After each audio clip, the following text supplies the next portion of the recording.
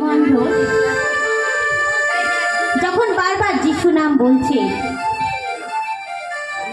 আর সেই ইহুদি লোকরা, ইহুদি ধর্মযাজকরা অন্ধকে বলছে দেখো ওই যিশু নাম তুই মুখে আনবি না। ওই লোকটি আসলে একজন পাপী, ওই পাপী লোকটির নাম তুই মুখে আনবি না। ওই লোকটি পাপী কেন না? ওই লোকটি বিশ্রামবার পালন করে না। আর বিশ্রামবারে কাজ করা মানে পাপ করা, বিশ্রামবারে কাজ করা মানে পাপ করা। আর ওই লোকটি পাপ করেছে। ওই লোকটি আসলে একজন পাপী, তাই ওই পাপী লোকটির নাম তুই মুখে আনবি না। যখন সেই ইহুদি ধর্মযাজকরা যিশুকে পাপী পাপী বলছে, তখন জন্মঅন্ধ সেই লোকদের দিকে তাকিয়ে বলছে, দেখো তোমরা যে ওই যিশু লোকটিকে পাপী বলছো, কেন তোমরা এমন করে বলছো?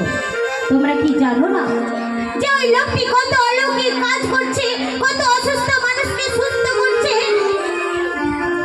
তোমরা একবার ভেবে বলো দেখি, যে ওই লোকটি যদি পাপী হতো তাহলে অসম্ভব কাজ কি করে করতে পারত? একজন জন্মঅন্ধকে চক্ষু দেওয়া কোনো সহজ ব্যাপার নয়। তাহলে তোমরা কেন ওই লোকটিকে পাপী বলছো? কেন তাকে বারবার তোমরা এইভাবে অপমান করছো? তখন সেখানে উপস্থিত যারা ছিল, অনেক লোক সেখানে উপস্থিত ছিল, আর তারা সবাই জন্ম অন্ধকে দেখে আর এই সমস্ত ঘটনা শুনে তারা মনে মনে ভাবছে, সত্যিই তো, সত্যি এই জন্ম অন্ধ একরকম ঠিকই বলছে। কেমনে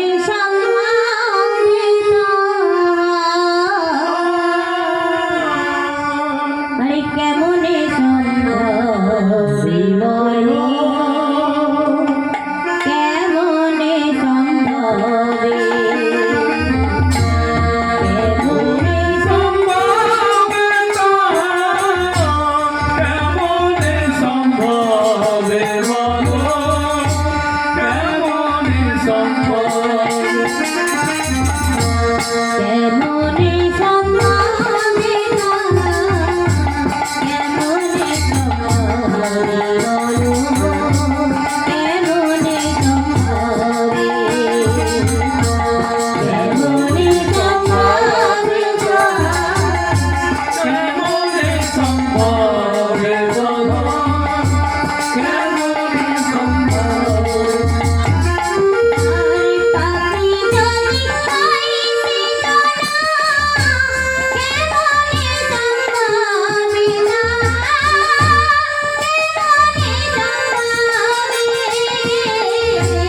পাপী যদি হয় সে জানা, কেমনে সম্ভবে বলো, কেমনে সম্ভবে। এই পাপী যদি হইতে ধরা, কেমনে সম্ভবে বলো, কেমনে সম্ভবে, পাপী যদি হয় সে জানা, কেমনে সম্ভবে বলো, কেমনে সম্ভবে।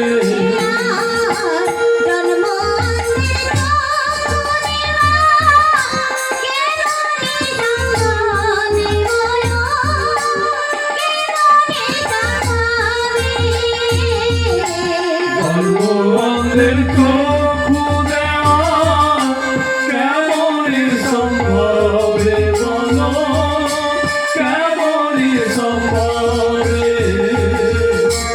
কেমনে সম্ভবে না, কেমনে সম্ভবে বলো, কেমনে সম্ভবে, কেমনে সম্ভবে না, কেমনে সম্ভবে